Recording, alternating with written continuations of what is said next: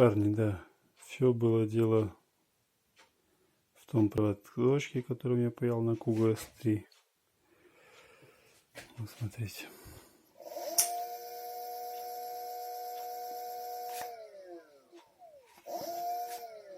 Раньше он уже гудел, что-то там. Сейчас все хорошо. Так что делать здесь все очень просто.